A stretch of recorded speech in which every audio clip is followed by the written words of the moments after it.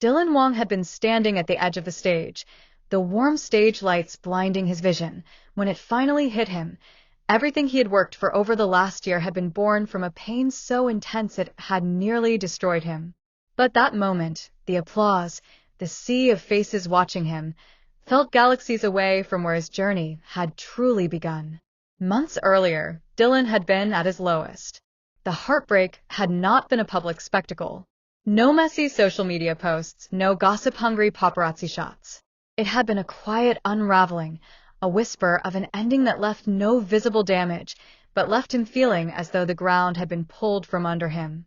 She had been his anchor. They had shared late-night ramen in dimly lit kitchens, traded lines from old films, laughed at jokes no one else could understand. She had been the one person who could steady him when the chaos of fame threatened to pull him apart.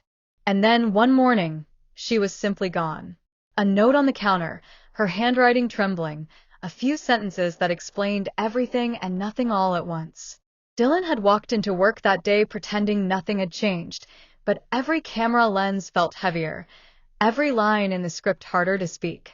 The people around him noticed. His assistant asked if he was sleeping. His makeup artist said his eyes looked different, darker. Fans online began dissecting every appearance, wondering why the spark seemed dimmer. For weeks, Dylan kept his silence. Then came the morning of the rain. It was a relentless downpour, the kind that soaked through every layer and left the streets smelling like cold concrete. Dylan walked into his manager's office, water dripping from his hair onto the hardwood floor. He dropped a thin folder on the desk and said simply, "I'm doing this one." His manager flipped through the pages. It wasn't the blockbuster romantic drama the industry expected from him. It wasn't glamorous or marketable in the traditional sense. It was a stripped-back indie film, set in a remote village few had even heard of, about a man who loses everything and has to rebuild his life from nothing. It was Dylan's story, in more ways than he could admit. The production was grueling. Shooting took place in the dead of winter. The wind cut through the set like glass. There were days when the script required Dylan to walk barefoot through the frost, his breath forming thick clouds in the air, his eyes carrying the weight of loss that felt far too familiar. There were moments off camera when he would retreat into silence, sitting on the edge of a wooden bench, staring at the mountains in the distance, as though searching for an answer only he could hear. The crew began to notice something unusual. Dylan was no longer acting in certain scenes. He wasn't pretending to be broken. He was broken, and it made every frame of film ache with truth. The director pushed him harder than anyone had before. In one scene, Dylan had to collapse to his knees in the middle of a deserted field, the camera closing in on every flicker of emotion in his eyes. The take went on for minutes, long after the scripted lines ended. What the audience would never know was that Dylan had been crying not just for the character, but for himself. When the film wrapped, Dylan went home to an empty apartment.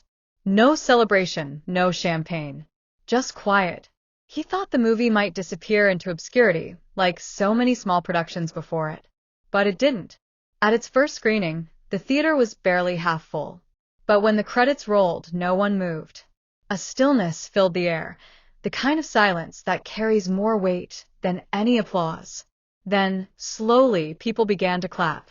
It wasn't loud at first, but it grew, spreading through the audience until it filled the room. One critic called it a career-defining performance. Another wrote, "Dylan Wang has transformed from a star into an artist." Offers began to flood in, roles unlike any he'd been offered before.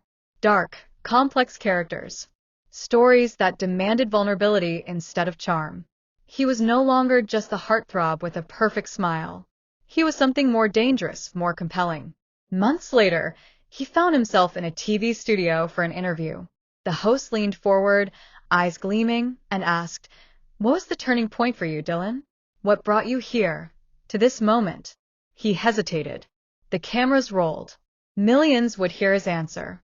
Finally, he said, "Sometimes, life takes away what you think you need most, and you think you'll never recover. But then you realize it was making space for something bigger.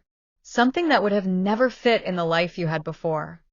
He never mentioned her name. He never told the story in full. But those who had been paying attention understood. That was the night Dylan Wang stopped being the man who had been broken by heartbreak. He became the man who had built an empire on the ashes of it.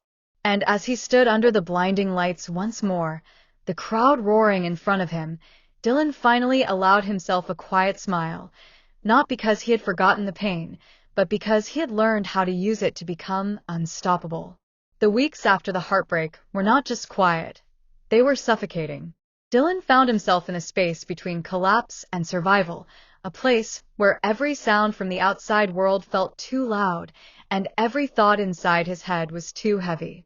The walls of his apartment seemed to close in on him each night, shadows lengthening across the floor as though they were trying to pull him under. His phone buzzed endlessly with unread messages, some from concerned friends, others from people who only wanted a story to tell. He ignored them all. For a time, Dylan retreated completely. He stopped showing up at industry events, skipped interviews, and avoided even the coffee shop around the corner where fans often spotted him. It wasn't about hiding. It was about finding a way to breathe without the constant reminder of what had been lost.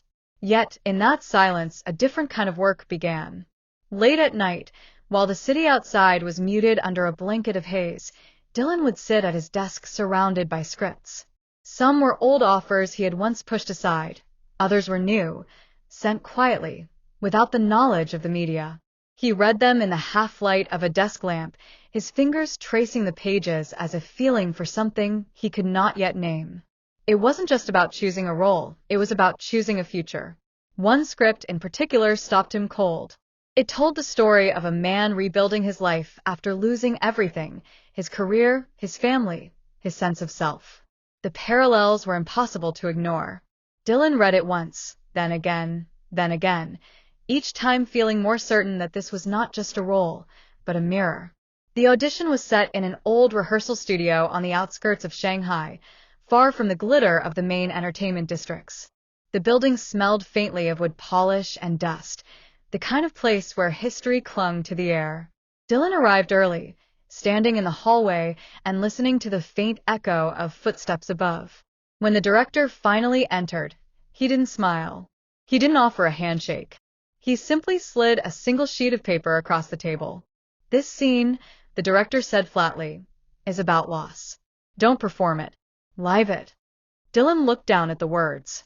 They were raw, almost painfully so, lines about regret, about missing the chance to say what needed to be said, about rebuilding with hands that still shook. He started slowly, almost quietly, and then, without meaning to, the lines began to pour out of him like they had been waiting for years to escape. His voice wavered in places, his chest tightened as images from his own life flooded back. Nights of unanswered calls, the echo of footsteps leaving, the cold distance in eyes that had once been warm. When he finished, the silence in the room was absolute. The director studied him for a long moment, then gave a slow, almost imperceptible nod. "You'll hear from us," he said. That hearing came 2 days later. Dylan had the role. Filming began within weeks. It wasn't glamorous. The set was stripped back, with long shooting days and almost no breaks. Dylan threw himself into the work with an intensity that startled even his co-stars. He stayed on set after hours, practicing movements, running lines, asking for retakes even when the director had called the scene perfect. Some whispered that he was obsessed, but the truth was simpler. Dylan was building something from the ground up, and he refused to leave a single crack in its foundation. But the industry is not kind to those who try to rise again. Behind closed doors, a quiet opposition formed. A former collaborator, someone Dylan had once considered a friend, began working against him. Promotions were mysteriously delayed, planned press tours in Europe were suddenly postponed, and more than one overseas interview was canceled at the last minute. Rumors began swirling that the heartbreak had left him unstable or unreliable. Dylan ignored them outwardly, but inwardly, every whisper cut deep. One night, in the middle of shooting an emotionally grueling scene, Dylan's phone buzzed in his pocket. It was a message from someone he hadn't heard from in over a year, someone whose absence had shaped the very heartbreak he was now trying to rise above. The words were simple: "I saw your scene today. You're not the same person you were." He didn't reply. Not then. The film's premiere came in early autumn. The air in Shanghai was cool and sharp, the city lit with banners and flashing screens. Dylan stepped onto the red carpet wearing a dark suit that caught the light in quiet, understated glints. Cameras flashed from every direction, and for the first time in months, his smile reached his eyes. He walked the carpet with measured confidence, pausing only once, at the spot where he knew the world would capture the image that said, "I'm back." Inside the theater, the energy was tense and expectant. As the film played, the audience sat in near-complete silence.